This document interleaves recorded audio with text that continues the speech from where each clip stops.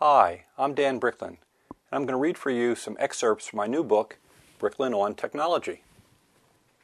Chapter 1, Computer Technology in Everyday Life. When I was a child, my grandfather showed me a punch card sorter at the newspaper where he worked. Ever since, I have loved computer technology and strived to find ways to exploit its potential. However, until the 1990s, people's use of computer technology in their everyday lives was seemingly limited to a small group of people like me.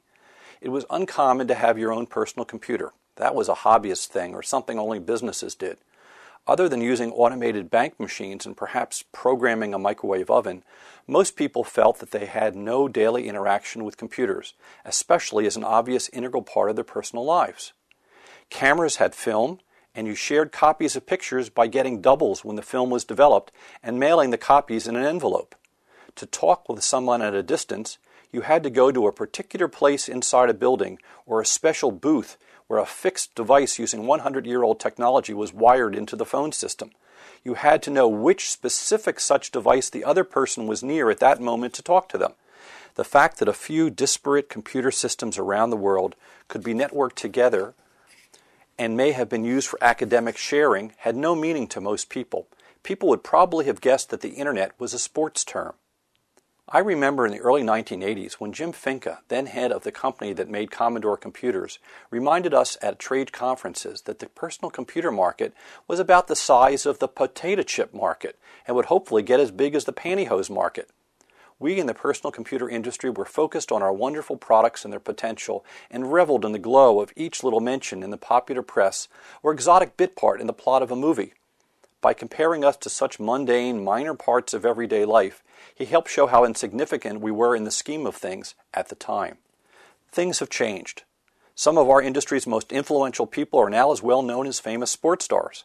People now make up jokes and stories involving Bill Gates the same way they used to with the Rockefellers and Rothschilds in the olden days. Television news treats new product introductions, internet service interruptions, and computer virus outbreaks as major general news. Today, computer-based technology is rapidly affecting all of society. Insights into the forces that govern computer technology and how that technology affects and is affected by a society made up of people used to be of concern to just a few insiders. With the new prominent role that computer technology plays supporting all of society, this insight is now something of interest to a much wider range of people. This book brings a unique perspective to help gain that insight. This is from Chapter 5, Cooperation. One of the ways that we get leverage from a group, making the whole greater than the sum of its parts, is through cooperation. Cooperation can take many forms. One way is through the simple act of sharing information, letting others find out what you are doing or what you know. Other ways include working together towards a common goal and sacrificing personal benefit for the good of the group. I start this chapter with a blog post about an example of people observing the behavior of others and getting the idea to watch a particular event. It's dated Friday, November 12, 2004. Tied into pop culture on JetBlue. I had a strange experience just now. I'm flying JetBlue for the first time. They have personal flat panel displays at each seat with satellite feeds. 36 channels. Well, not all were working. When I flew a few weeks ago on United during an historic Red Sox game, we were lucky to hear updates every half inning from the pilot. I made it home in time to watch the end. I was putting the final touches on a keynote speech I'm giving next week at the Computer Reseller News Hall of Fame Awards. One of the points I make is about mobility, connectivity, and the move from point products to modular systems. Then I started listening to Adam Curry's November 11th podcast.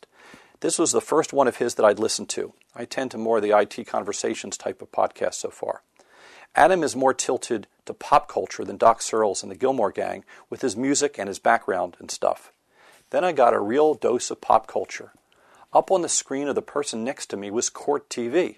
The Scott Peterson trial verdict was going to be announced in a few minutes. They were going to have a live audio feed.